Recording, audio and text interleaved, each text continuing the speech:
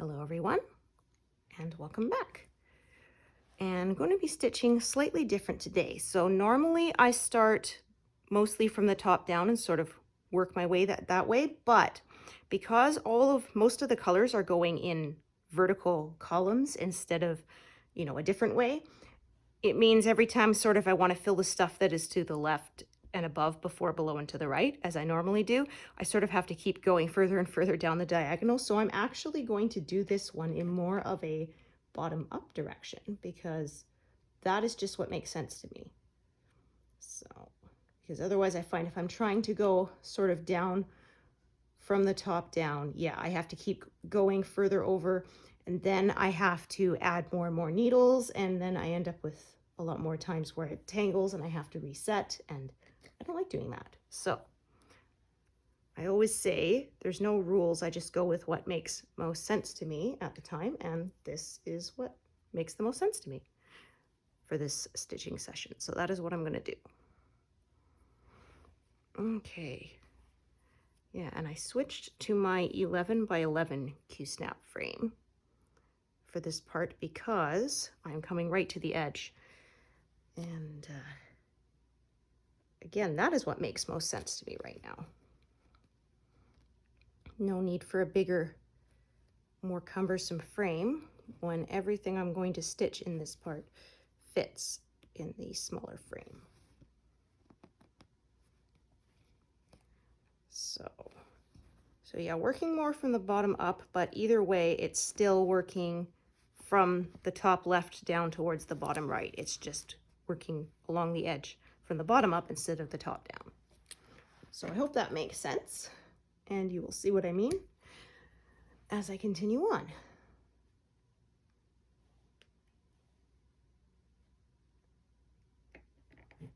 Okay, 939.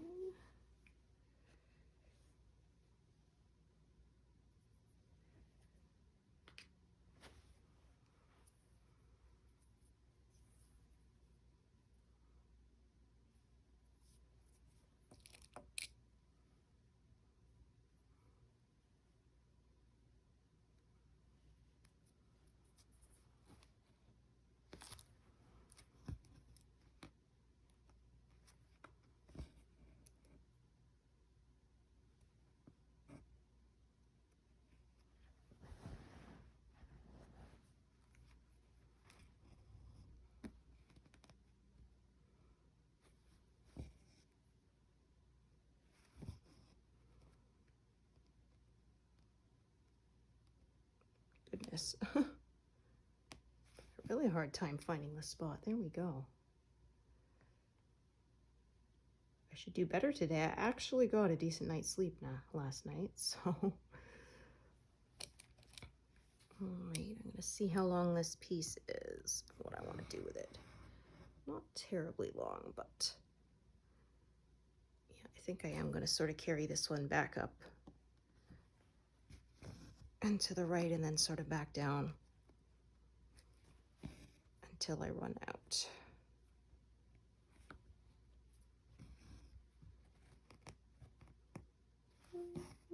Okay.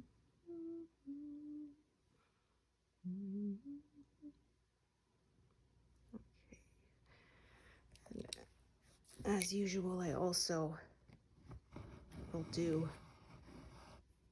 threads that can be parked out of the diagonal or ended off first and get them out of my way.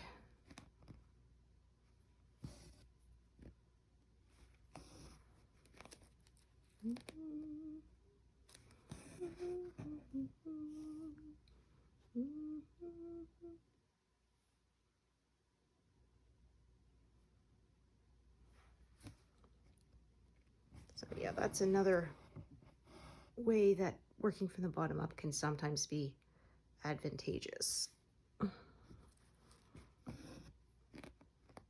Just depending on how the colors go. So yeah, the last couple times I went past pillars, I had the same sort of thing where this section was stitched basically, and then I started the diagonal sort of again once I got past it. So I generally stitch diagonally, but sometimes it makes more sense to stitch in a slightly different way. So I just go with the flow then.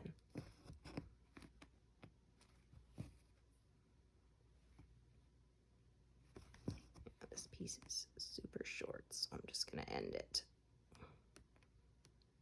Oh, there, if I can split this fabric correctly to do a pin stitch. There we go.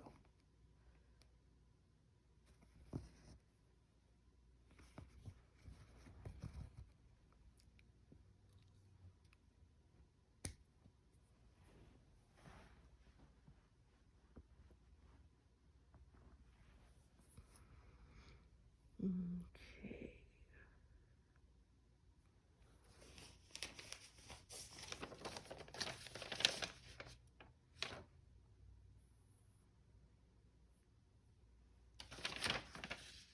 Ah, perfect.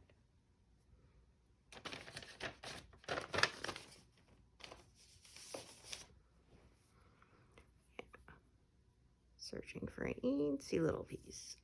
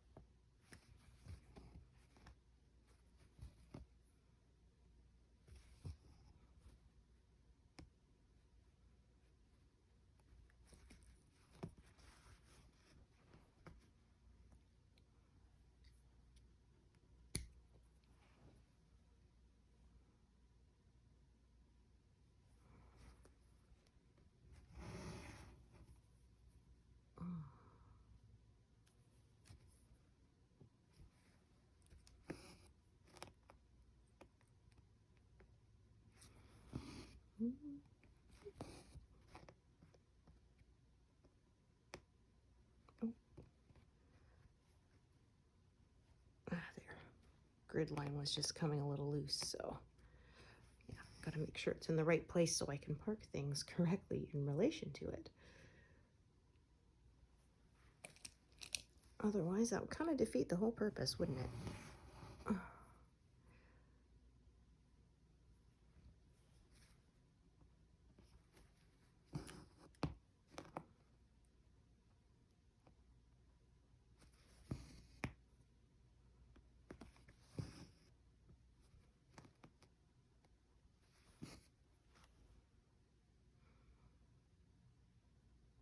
Okay, let's see how long this is. Again, medium length. Okay.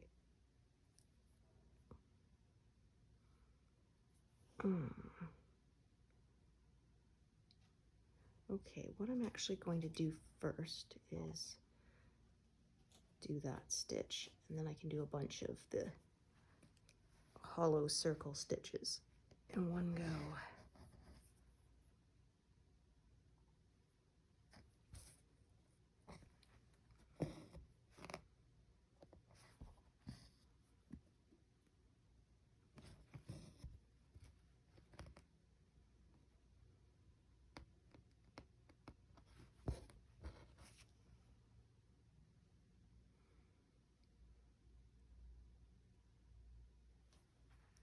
All right, so let us see what we can get from this one. Okay.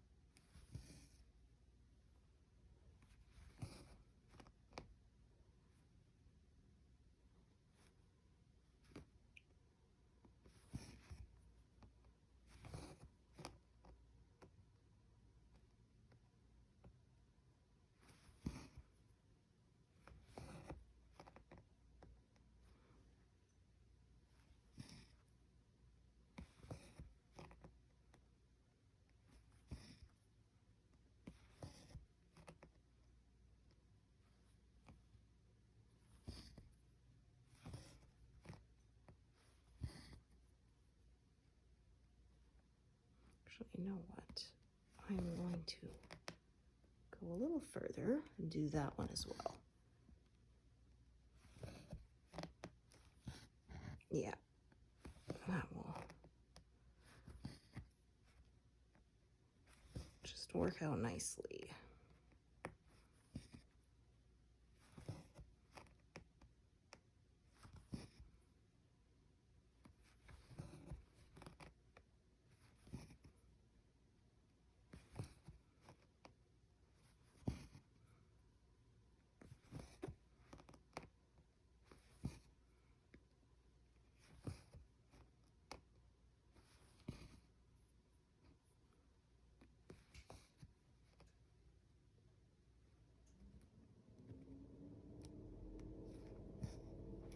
Okay, park there. Perfect.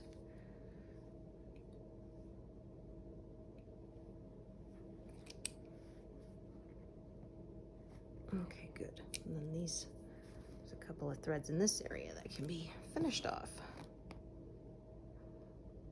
So yeah, I generally don't do column style stitching, but the way these colors are going, it just kind of seems to lend itself to that, because then I don't have to be changing threads quite as often.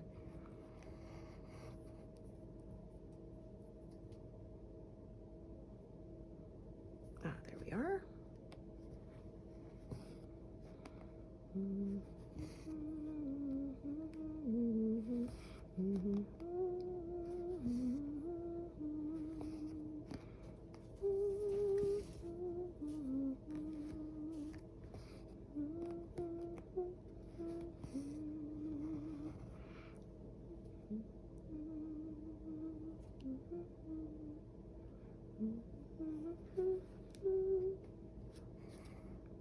Yes, sorry. Humming Apocalyptica again, which I talked about before. I love them.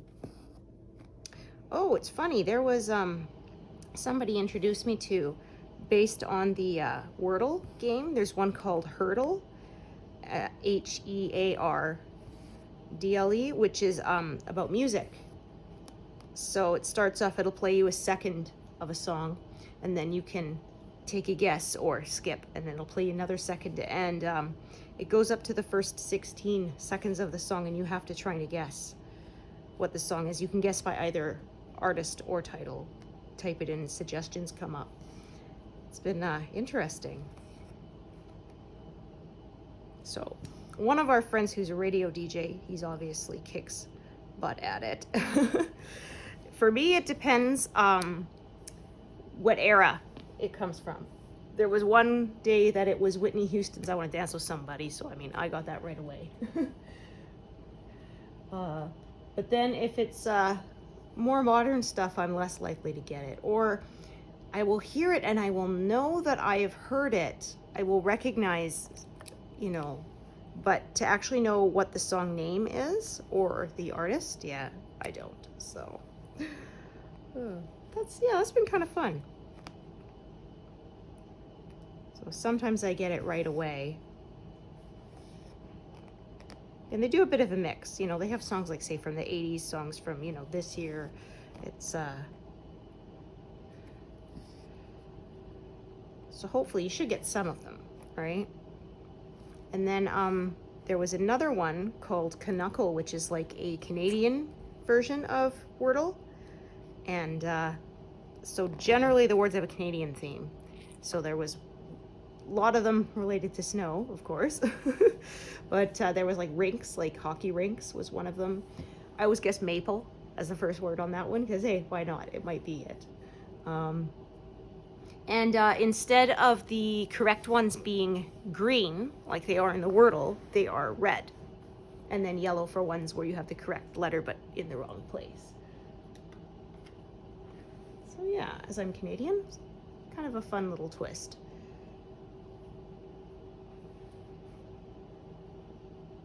And similar, of course, you only get one per day, so you really don't want to blow it. With the Worlde, since I started playing, I've only missed a couple of them, and it was because usually I was missing one letter, but there were too many possibilities. because I got where it was O-U-N-D was the end, so there was, I guessed, mound, hound, wound, or wound, and it turned out to be found, but I ran out of guesses, so I was like, ah, boo, that sucked.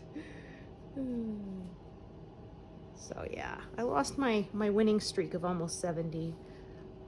I was a little bummed out about that.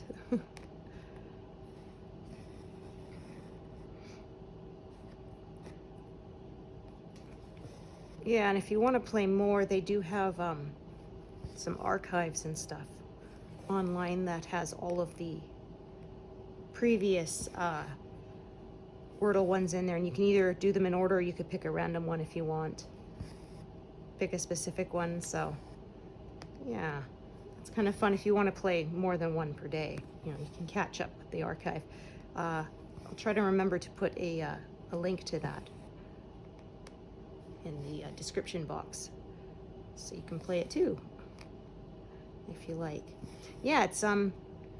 It reminds me of the Mastermind game, which we had a board set of that. Good brain exercise, right? Got a lot more guesses on those ones. That was with the colored pegs, you know, and then you would have white or black depending on whether they had the correct color but in the wrong place, or the correct color in the correct place. Which, with that one though, you didn't know which color you had correct. You had to deduce it by looking at your previous guesses. So maybe that's why it had more, like maybe a dozen guess slots for that one. Yeah. Yeah, we played that one quite a bit. I wonder if you could find an online version of that one.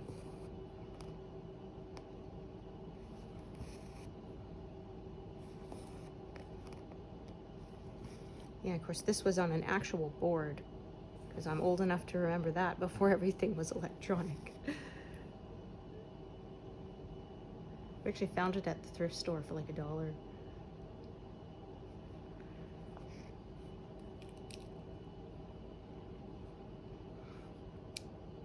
Oh, our game was cribbage, our family's game. That was the one everybody liked. And when you are playing with somebody who is of a similar skill level to you, then it really is mostly down to a matter of luck. Because my sister and I were pretty evenly matched. And we played over the summer and kept track, and basically it was almost always worked out to about 50-50, because of course it's the element of luck in what cards you get. So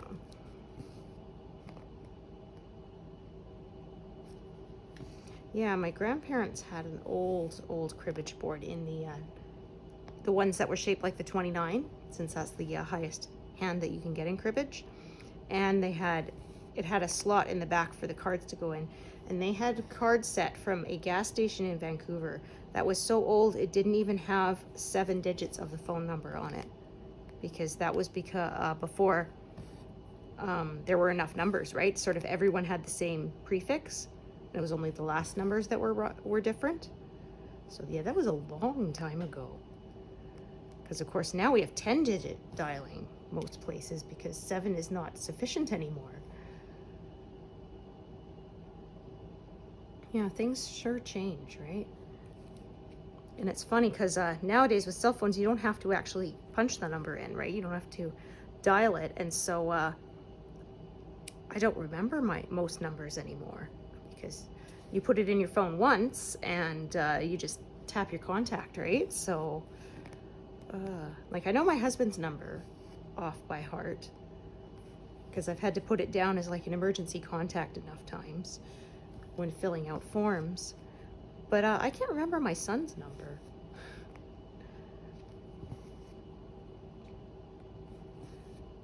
And if I ever need to put his number down on a form, I can look it up, so. Yeah, but it's funny, so because of that, I can still remember a lot of the old phone numbers I had when I was a kid. Just from just from punching them in so many times. In fact, if I had to tell someone else the number, I remember a few times actually writing a keypad on a piece of paper and then, okay, remembering from the pattern, because it was a muscle memory thing, and not remembering the actual number. Just like I remember I'd come back to school after, Christmas break and be standing at my locker going, oh no, I can't remember what my combination is. And then just sort of standing there spinning the dial and all of a sudden just doing it and going, oh, okay, I guess my muscles remembered even if my brain didn't. And then actually having to slow down as I did it and look at the actual numbers to remember my combination again. Yeah. It's funny the things our brains hold on to. I still remember my very first locker combination from 8th grade, which has been, well, longer ago than I care to admit.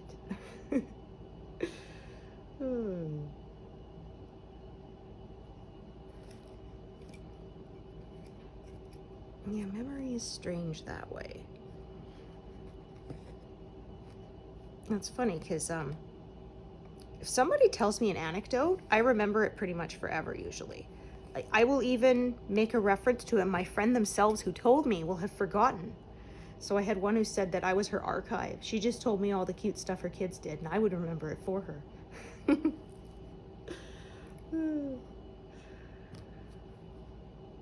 But yeah, so that has the drawbacks, I can still remember every mean thing anybody said to me when I was a kid too, like perfect detail. But then the actual useful stuff, like where did I leave my keys, or did I remember to, make that appointment or whatever? No, it doesn't stay in there. I don't know.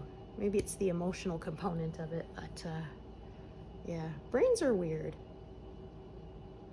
Fascinating, but yeah, strange in some ways.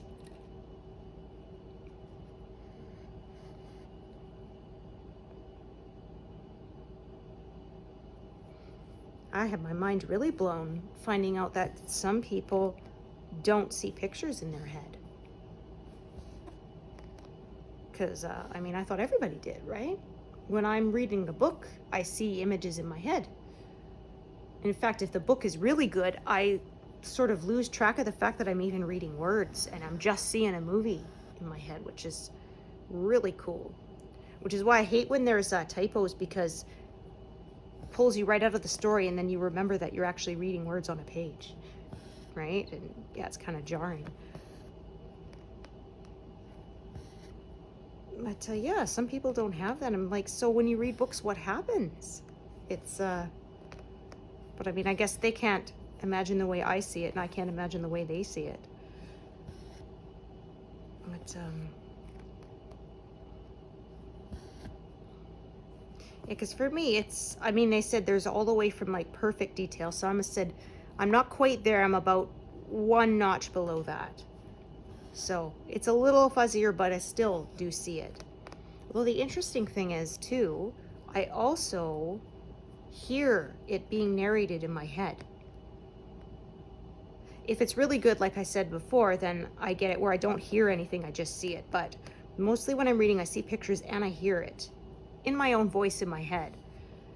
It was funny because I wasn't really aware of that till I was listening to a podcast that was talking about it, and I thought, oh, yeah, okay, I do hear it read to myself in my own head, even though I'm not speaking it out loud. And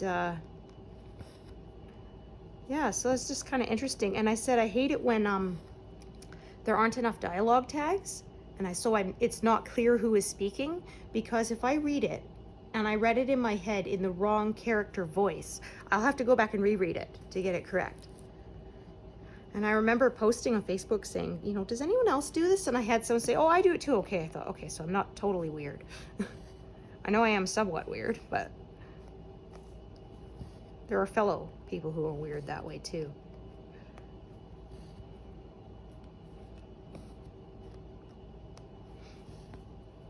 Or I'll be picturing things in a certain orientation. Maybe the guy was standing on the left side of the desk instead of, by the right side. And then if that detail comes in later in the scene, it's like, oh shoot, I have to sort of go back and reorient it in my head so that is correct. Yeah, it's funny that way. maybe that's why, especially when I was younger, I loved to reread stuff, because that wouldn't happen, right? I'd already know where things are oriented or who is speaking. And so it made it a less brain power read that time. I did also read that they said people who deal with anxiety, which I do, like to consume the same media over and over, because then there's no anxiety about, you know, is a beloved character going to die or something horrible going to happen, because you know already what's going to happen. And also, you know, if it's going to hit those, you know, emotional notes that you want it to. So I don't reread as much as I used to. Or rewatch, although I do rewatch stuff more than I reread, I find. Like Star Trek, obviously. Yeah. I don't know how many times I've gone through those series.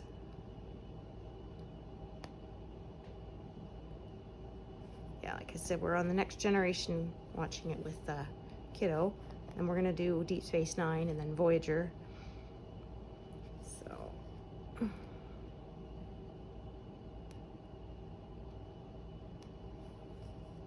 and then there's well, we watch all of them. We really enjoyed the new Lower Decks one, which is I said it's like Futurama meets Star Trek. It's very silly. It pokes fun at itself, and it's just hilarious. I like when people are able to laugh at themselves.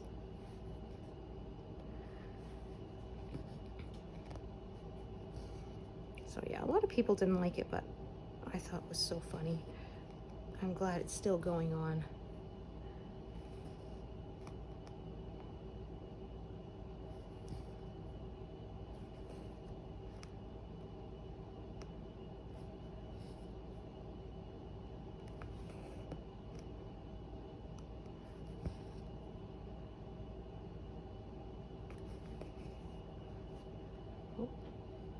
Okay, just making sure I didn't catch that one.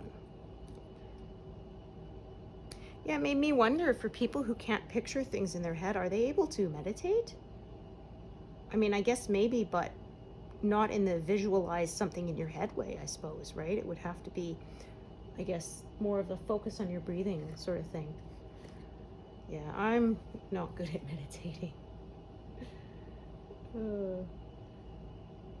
Not in the traditional way. I think my way of meditating is more things like this, you know, stitching or knitting, things that are sort of the same motion over and over can get soothing sometimes.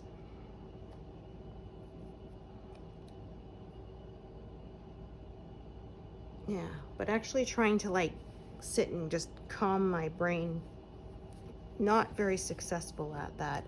And they say focus on your breathing, and then I just hyperventilate, so that's not good, you know. Yeah, said I'd be kind of interested to try one of those sensory deprivation chambers one day, but I'm figuring I would find it really interesting and relaxing, or it would send me into a blind panic. I don't know which. So yeah, I may try it one day, but who knows.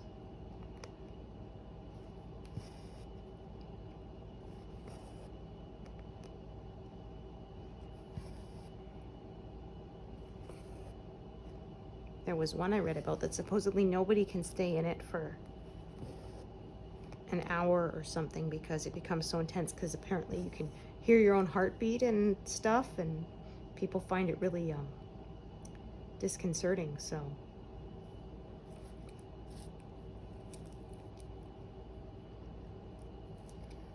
of course I hear that people can't do it. Me, I wonder if I could.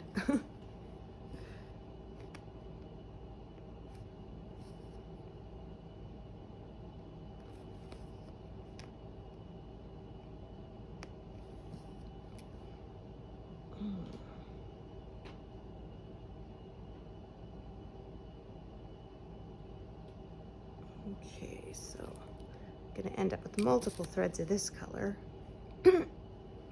Pardon me.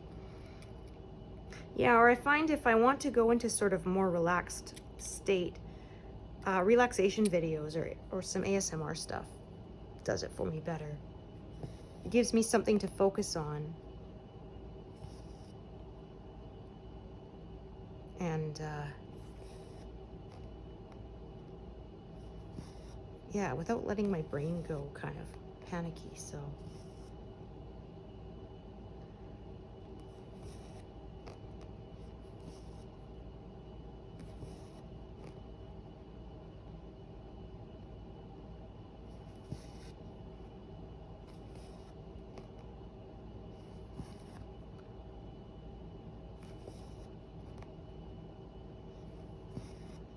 I guess different things work for different people, right? Okay, I'm gonna park that right here.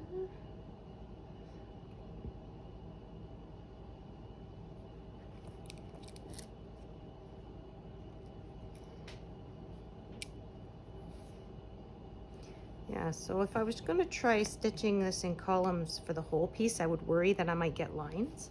I have seen that happen, but of course, as the colors here are running in lines, that's not an issue.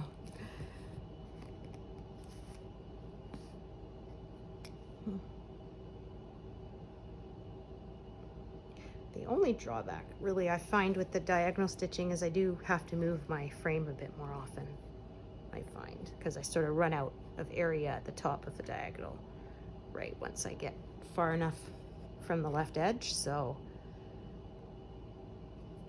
Yeah, before I got my 11 by 17 frame, I was having to move it sort of every 4 diagonals, and that was kind of frustrating, because that was sort of, you know, every 2,400 stitches approximately, instead of sort of every 5,000. So yeah, I switched. Oh, make sure I grab the correct one.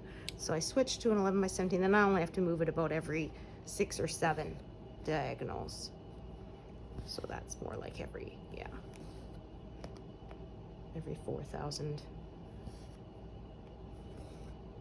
stitches instead of 2,400. So of course this is for 14 count. If I was using a smaller count, then I would have to move it less often. I do have some 18 count that I'm planning on using. So yeah, one pattern I bought is really big, and the space where I want to fit it on the wall wouldn't have fit. So I said, okay, I guess I'm going to 18 count. I have worked on 18 count before, so it's not like I'm trying to go way up to like 28 count. Yeah, I don't think I will try anything that high. Then you have to start using magnifiers, and I don't really want to do that, so.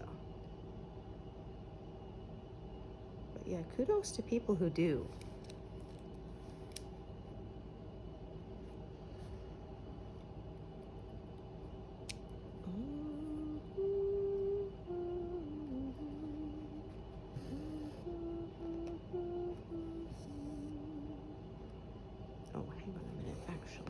Cross this bit as I go, because I want my thread to sort of end up higher up than where I started.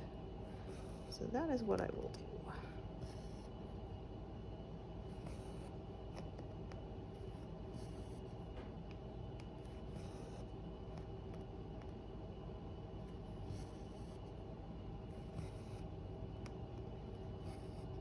Yeah. So then it can go there.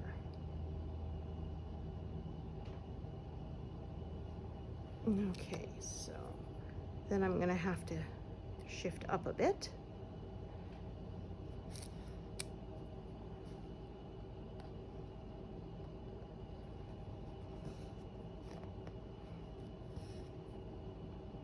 So as this part's not quite the column, there's a bit more of diagonal travel with the color. So adjust accordingly. But yeah, you can see here, this is a nice straight bit.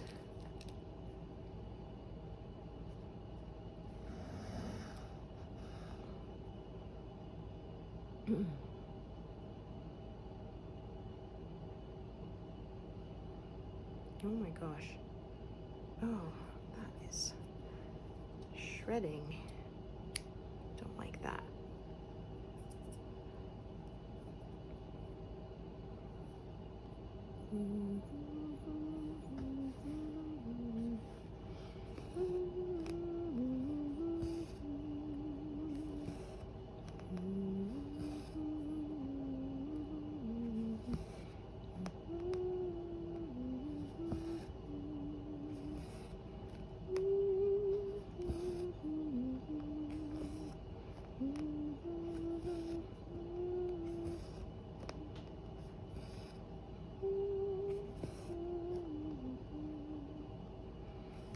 So I generally try to have the carries across the back go in a vertical direction instead of horizontal. So that's why you can see I'm sort of doing two, crossing it, and then doing the next two, because that just sort of makes the in-between bits are going to go vertically. So the back looks a little more consistent, although of course it will not look perfectly that way. Okay, I'm gonna put that right there.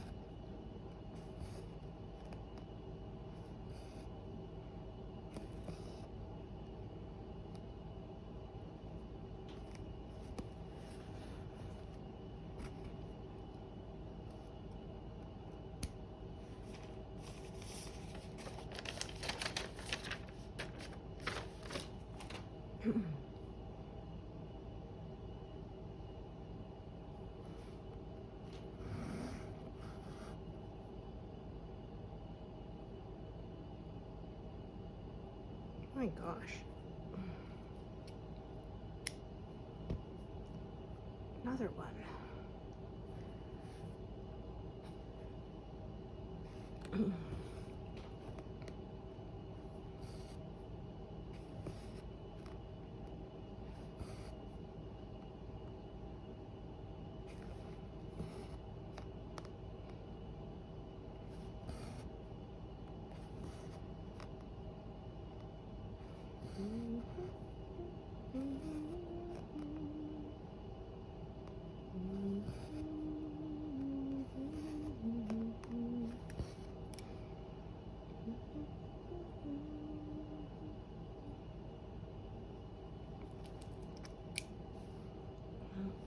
Looks like even if going in a vertical direction, I may run out of needles soon. Yeah, unfortunately, sometimes it just can't be helped. We shall see. But I think, pardon me, I'm probably going to be able to go back to some of my previously part ones that have the needles on them. So then we should be okay. We shall see.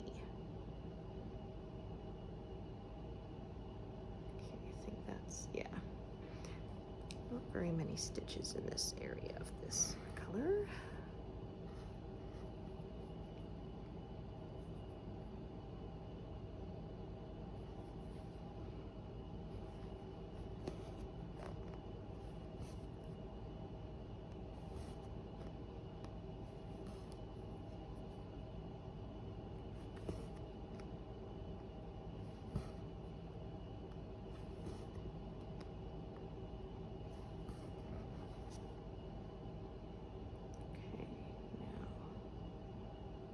One part here. Let's see if it's actually long enough to carry or not.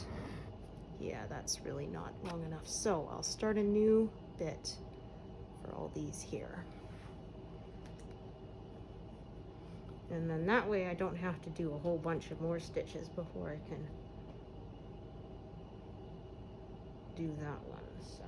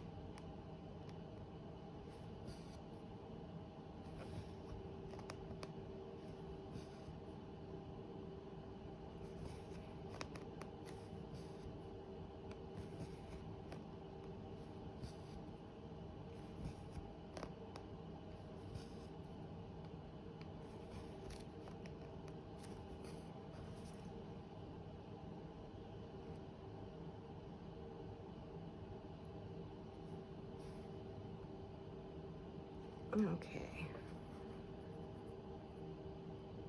Running out of needles, but I've got a few threads that can be ended off, so I should get my needles back. Or at least not have to use up more of them. So, yeah, that kind of cuts down on the number of times I have to reset and take all my needles off and start again.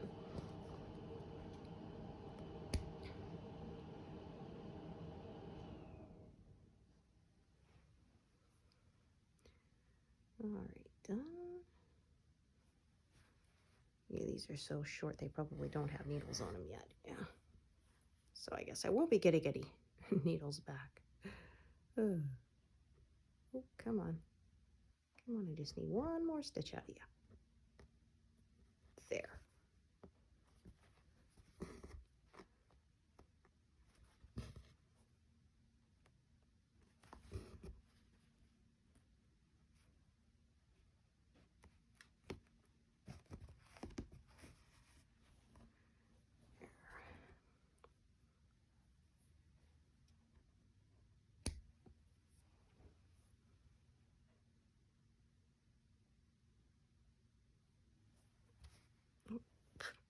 That thread was still stuck to me. Okay, so we kind of worked our way up. Now we're going to go back down,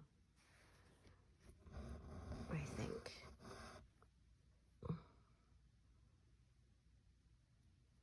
As long as it's on along the edge and not closing stuff in, I'm happy.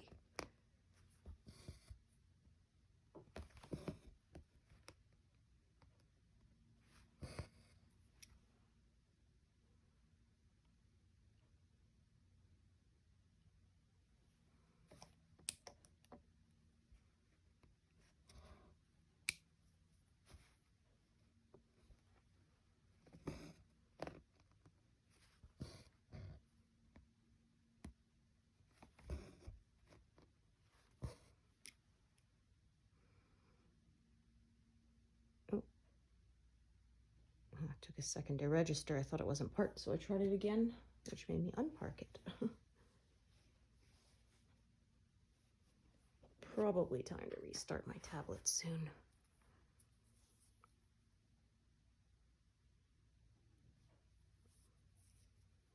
It's 2.5 years old, so it's still doing pretty good. And it's a Kindle Fire 8. So to use Pattern Keeper on it, you have to kind of jailbreak it a bit. Because yeah, it doesn't come with the Google Play Store automatically installed, but the workaround was pretty easy. I'm not very tech savvy, and I managed in about 10 minutes, so.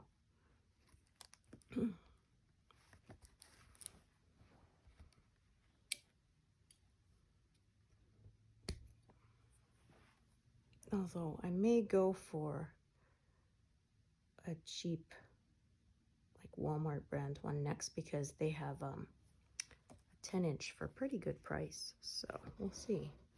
See, a bigger screen might be nice. Although the 8-inch works pretty well. Getting the 8-inch tablet was about it was like $20 more than getting the 7-inch tablet, so I thought, why not? But to get the 10-inch tablet was like twice the price. So yeah, I was willing to pay $20 more, but not twice the amount.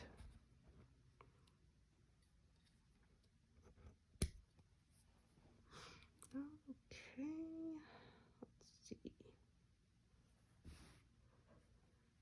Right there.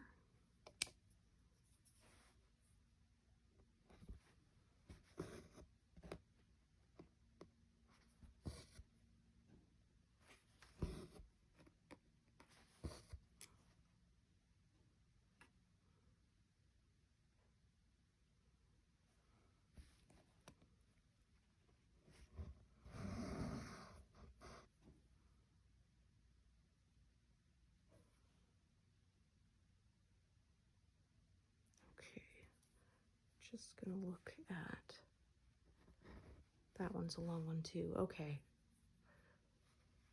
so I was thinking of carrying this back up, but because there's another long one attached, I think I'm just gonna carry this one down. Yeah,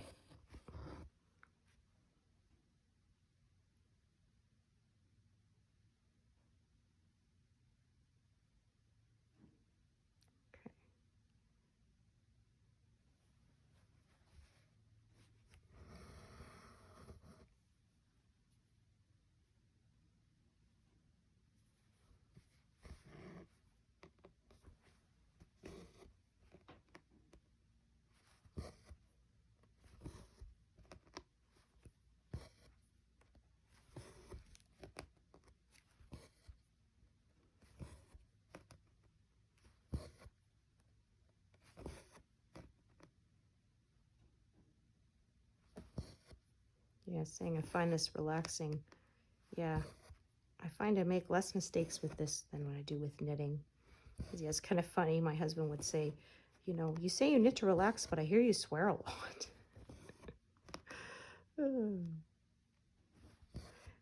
Maybe because when I knit, a lot of times I'm not looking at my hands because I do it mostly by feel, which means I do make mistakes a bit more often. With this, I mean, you have to look at what you're doing, so.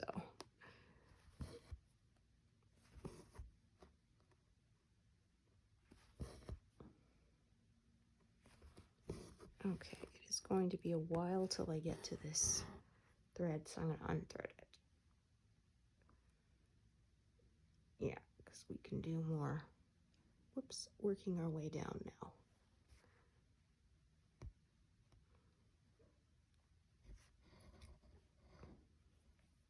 So yeah, kind of snake up down a bit sometimes. Not intentionally, but sometimes that is just where the colors guide me. Yeah, so my method's kind of hard to describe in words, but I think when you see it demonstrated, it hopefully makes sense. And if not, just do it your way. I won't be offended or anything.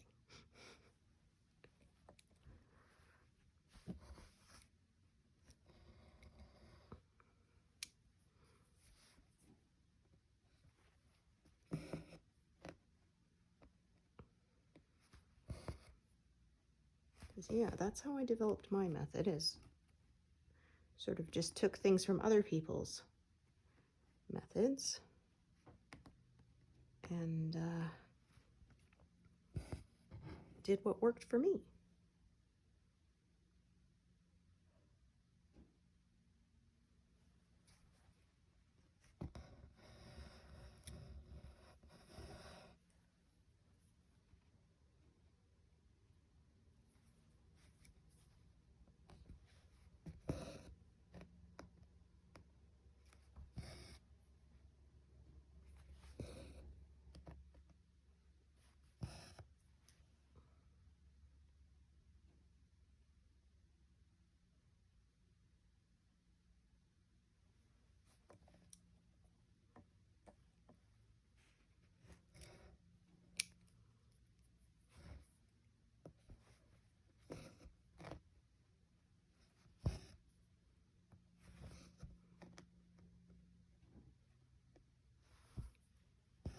So we're still in somewhat of a diagonal direction, kinda. Maybe more like an arc. There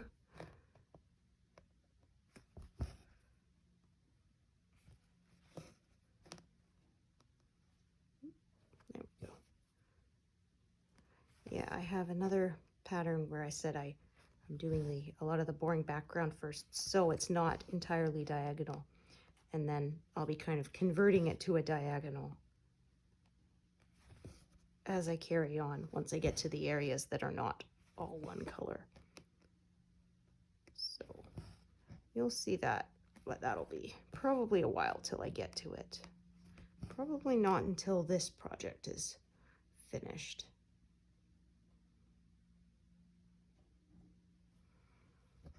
Which is going to be a while.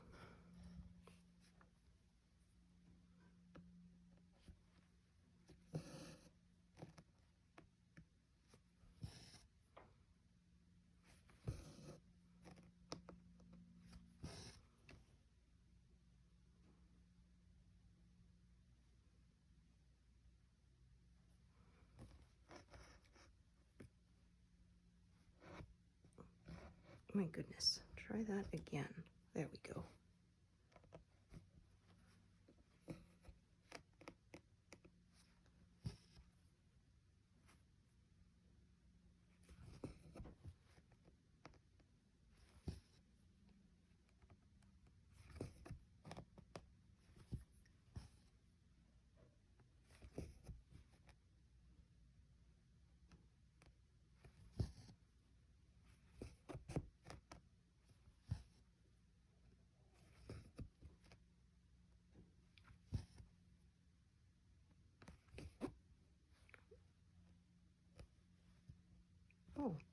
That's an end from the other side. My gosh.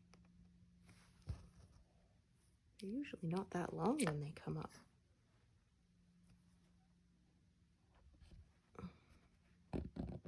There we go.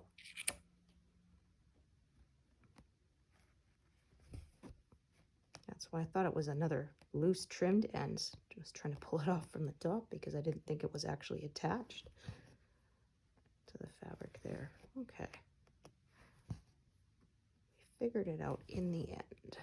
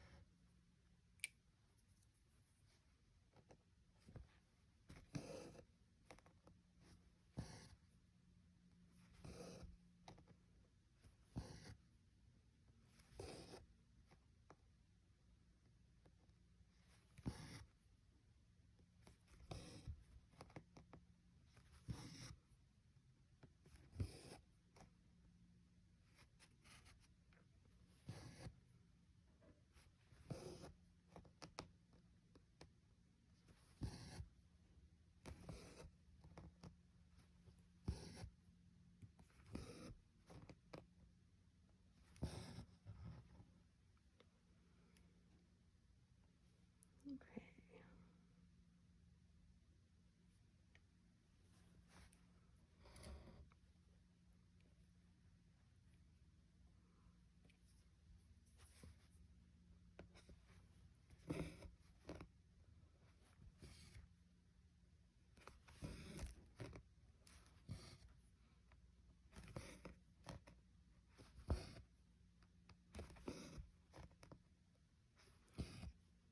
So still kind of stopping at the diagonal line where it makes sense to, but it'll probably be a lot more of yeah, filling those in and then doing these vertical bits sort of that way. Hopefully what I'm saying makes sense.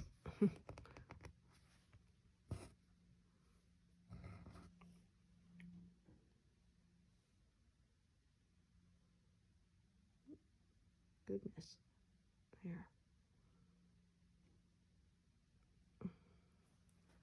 Screen was being stubborn there about moving. Okay.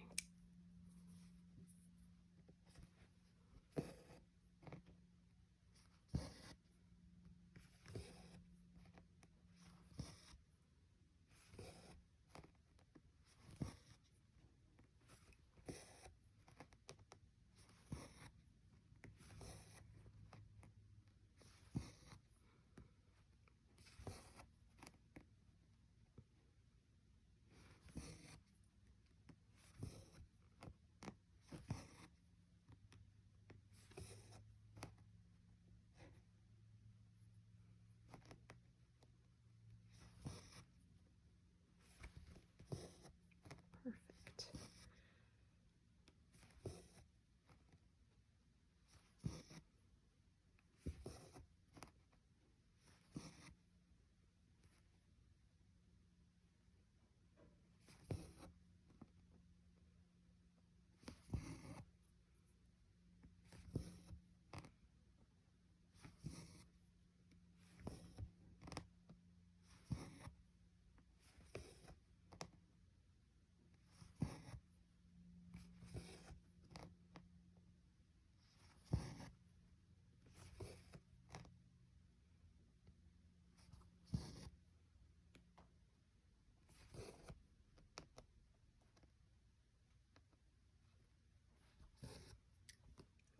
Goodness. Stuck to my skin there.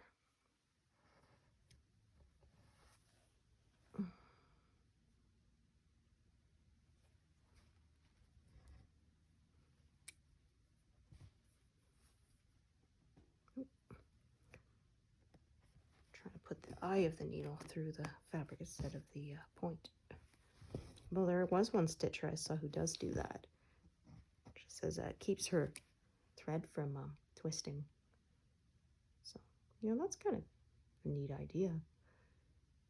Okay, let's see if I'm going to do that or if I'm going to, yeah, I think.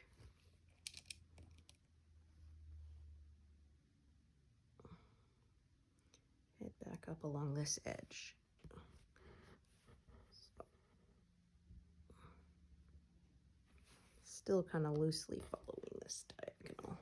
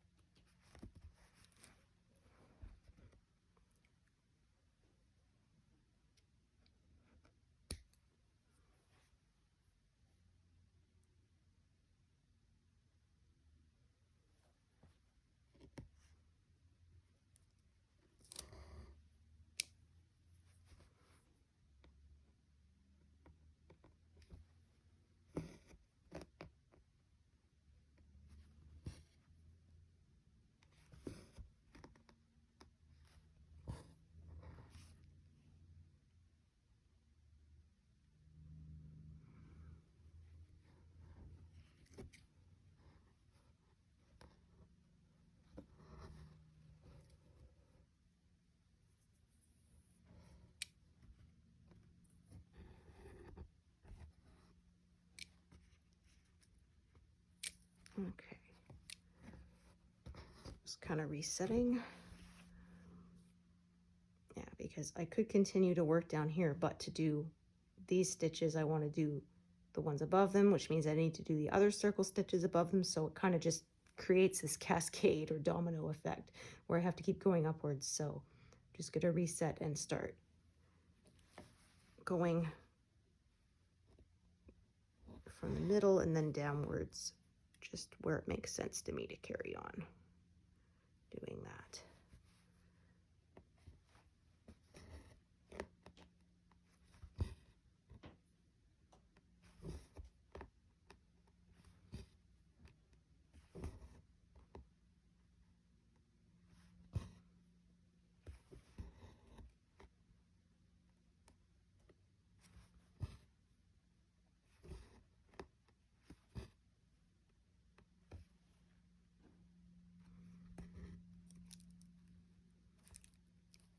Okay, so this one I'm not pin stitching because we're going to get to some lighter colors here, as you can see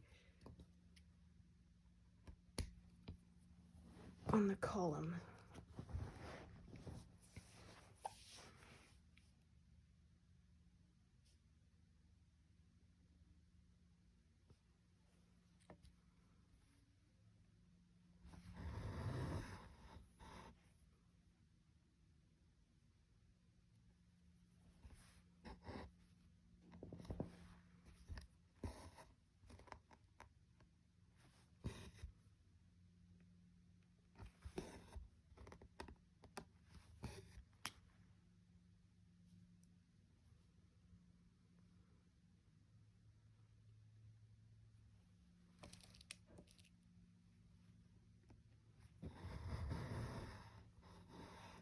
Okay,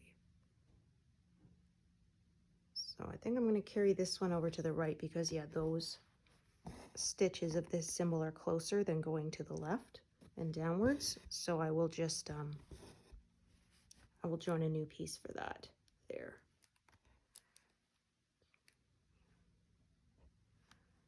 One, two, three, 4, 5.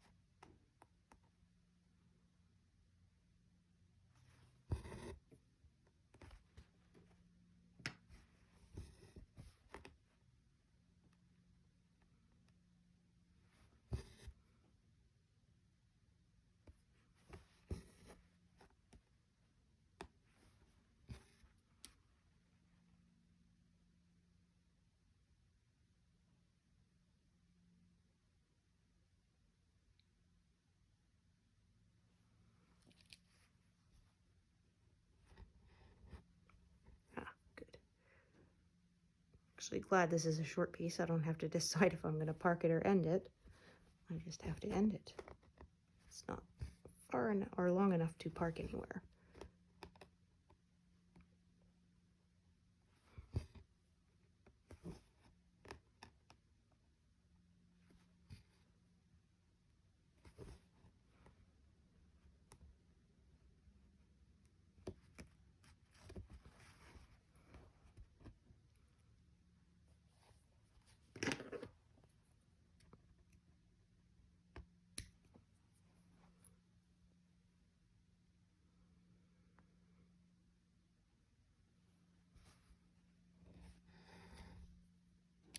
Okay, this one is longer, but I think I'm going to end it because, yeah,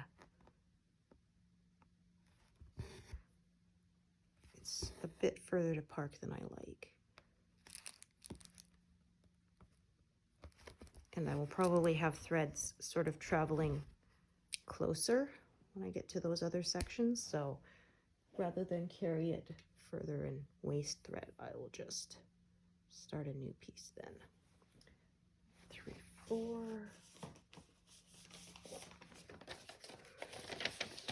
Ooh, pardon me.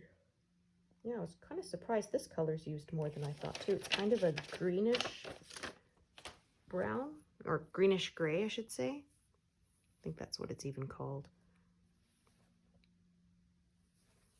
Yeah, and I ended up with a lot of this color, not just on this pattern, but on a lot of other patterns I have planned. I guess it gives good shading, sort of between a black and a green.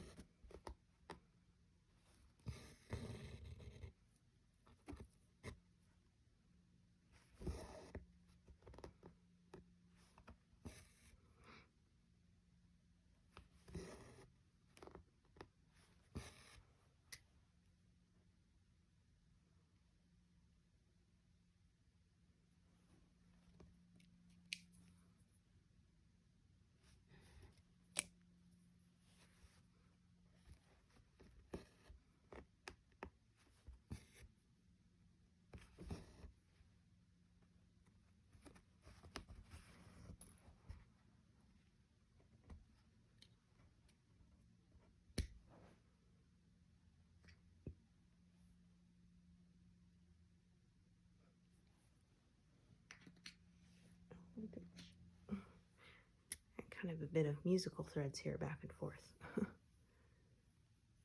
to avoid clothing stuff in, but that's okay. As I said before, since I leave them threaded, it really doesn't take that much more effort. If I was using only one needle and having to rethread and unthread that many times, then yeah, it would be a lot more frustrating. So that's why I like to use multiple needles. Oh my gosh. I was having a depth perception problem there. Couldn't see where the loop was. From this angle, it was almost making an optical illusion on me.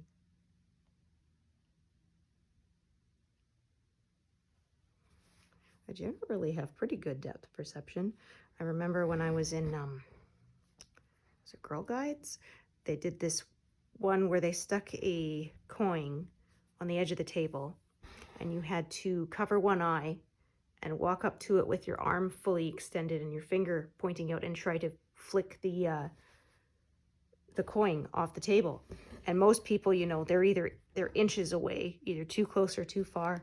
And I actually got it most of the time, just sort of right in the middle of the coin and flip it right off the table. So yeah, it was kind of fun. I didn't expect to be good at that one because, I mean, I have astigmatism in one eye, but who knows? Yeah, and it worked with either eye too. It wasn't just one, so I don't know.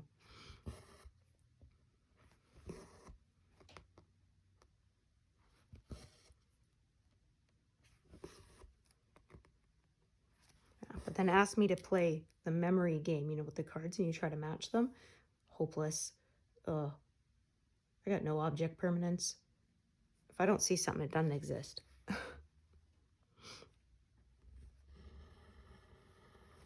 Yeah, so my husband will ask, like, why you put the hamper right here in the kitchen? I said, because that way tomorrow I'll remember to do the laundry.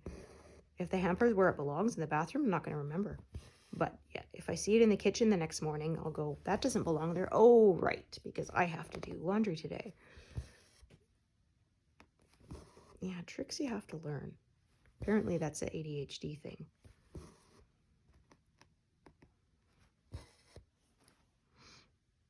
Yeah, so it gets super distressing to me if people use stuff and don't put it back, because I have hard enough time keeping track of stuff when it is where it belongs. So if you put it somewhere else, I'm never going to find it. Just like, you know, I tidied up, now I don't know where anything is. Like, yeah, they said it's organized chaos. Like, you can ask me where something is and I'll say, oh, it's, you know, next to the bed, under the pillow on the right side. And that's on the floor. It's like, well, how can you remember it's there? But if I, you know, you picked it up and put it in the drawer or something where it belongs, I'll never remember where I put it. Oh my gosh. Yes, I was glad my husband installed some hooks so I can hang like my key ring off them and stuff. That helps me avoid misplacing it as often. If I remember, of course, to put it on the key, on the ring. But well, I had to start doing it because if I left my keys when our son was little lying around, then we had a remote starter so he could start the car. Or he could pop the hatch open and then the interior light was on and then the battery would be drained. And I remember because I kept having this happen. I had to keep jumping it. And I kept thinking, why does this hatch keep popping open? Like I would even make sure after I unloaded the car, pulled on the hatch, make sure, no, it's firmly closed. And then the next morning I come to try to use my car. Battery's dead, the hatch is open. I'm going, what the heck is going on? And then I remembered at one point my son had said, Mom, I pushed the circle. And I was like, okay, I didn't really think anything of it. Well, the circle button was the hatch button on the fob, the car fob. So yeah, he was popping the hatch open and then the light was on, drained battery. He's like, oh, you little turkey. So yeah, my husband installed some hooks to hang the keys off of so he couldn't reach them. Couldn't do that. Yeah, I think he was about 4 at the time. Yeah. She was funny. My husband, he put in the remote car starter himself, which is really nice in the winter because then you can, you know, leave it to run for a few minutes and that will warm up and do a lot of the defrosting of your windshield for you so you don't have to do it manually with the ice scraper. And so it didn't come stock with the vehicle, so my husband gave our son the old fob to play with because it didn't work anymore. And so he went around to all his toy cars and he was pushing the button trying to see which one of them it would start up, and then he was really sad because it didn't work. I was like, oh, we thought it would be a fun thing for you to play with, you know, we didn't think it was going to upset you, poor guy, because he thought he just had to find the right car and it would start running. Aw, it was pretty cute. But yeah, then I felt bad because he got upset that it didn't work. So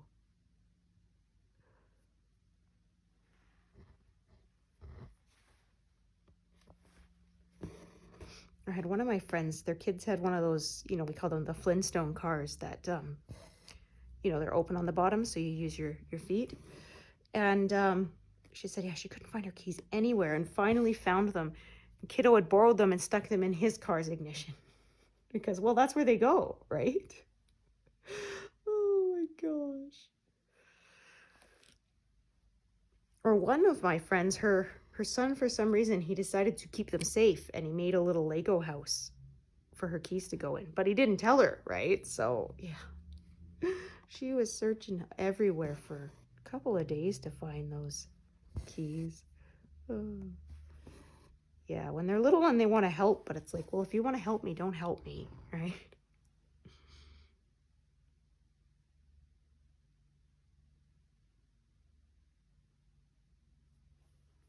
Okay, so we're going to get quite a bit of vertical stitching here. There we go. So still somewhat some diagonal, but yeah, it's going to become more column style as this area progresses, I think.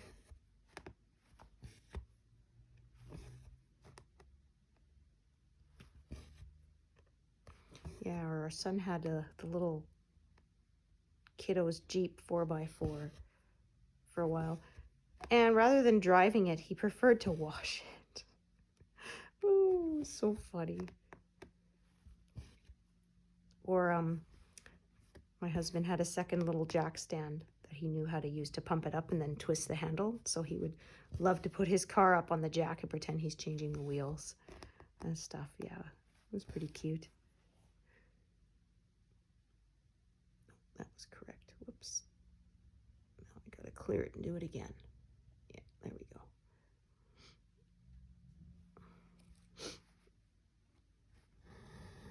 So yeah, I don't even want to actually drive it. It's motorized.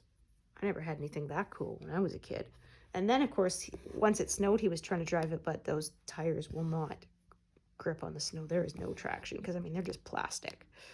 So it's like, well, dude, you should have driven it in the summer, you know, instead of just washing it.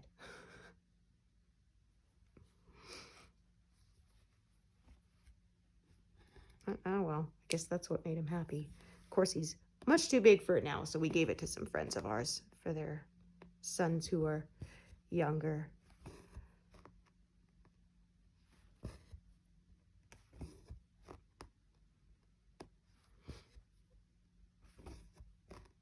Yeah, he even had his own little garage for it. My husband built, and he helped paint it and stuff. So, yeah. So he didn't drive it as much, but he did like parking it in the garage and then taking it out of the garage and parking it back in the garage again. So, yeah, his spatial perception's way better than mine, so he already parked better than I did. Ugh.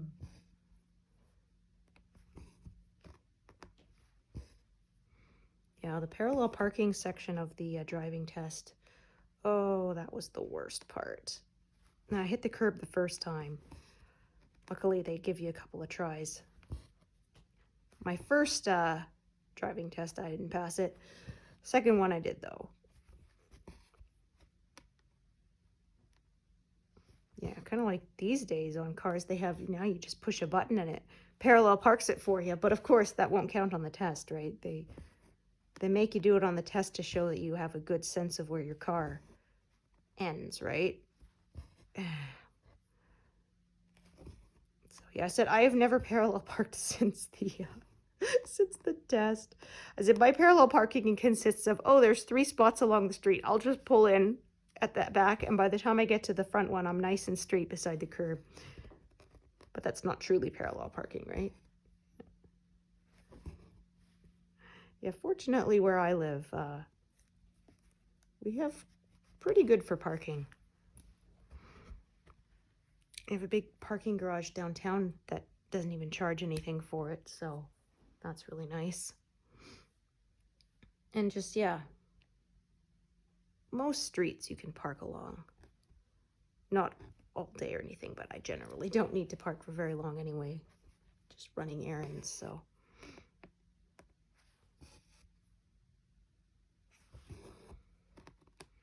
Yeah, honestly though, I wouldn't mind self-driving cars.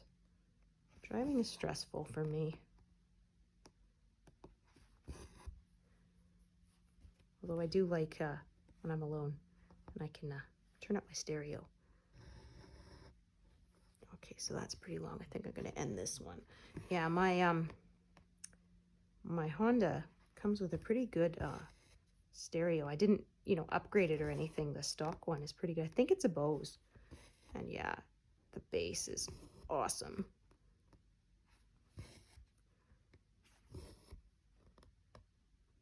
So I love that feeling when they feel like if the sound is surrounding you like that. That's nice. Okay, so yeah, I'm definitely getting a vertical bit going here.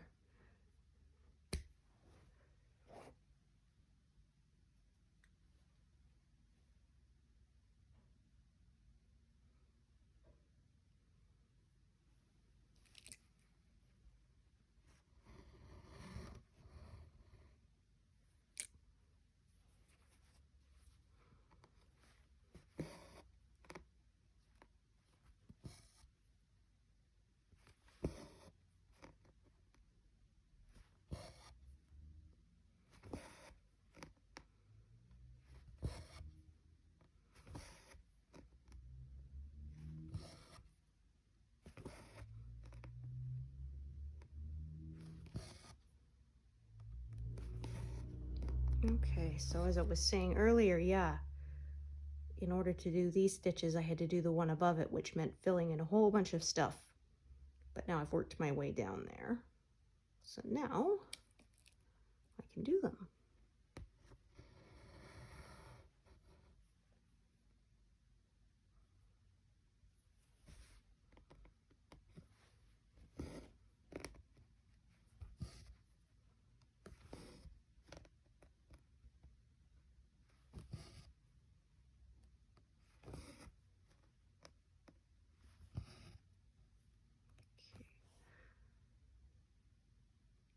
Just planning my path here.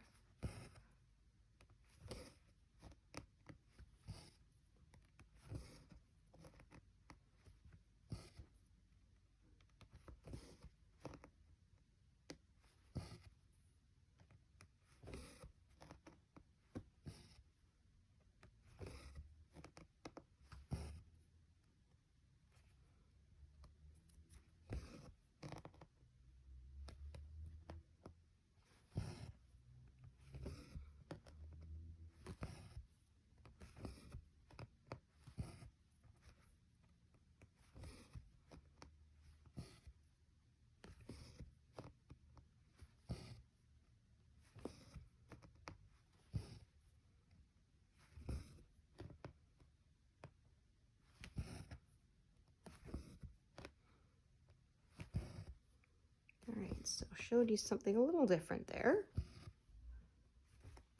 Still following the same basic guidelines of not closing stuff in, but was kind of working more bottom up instead of top down. So yeah, give you a better idea of what I do when colors sort of go in a different direction. So thank you so much for joining me today, and I hope to see you here again. All right, thanks everyone. Bye.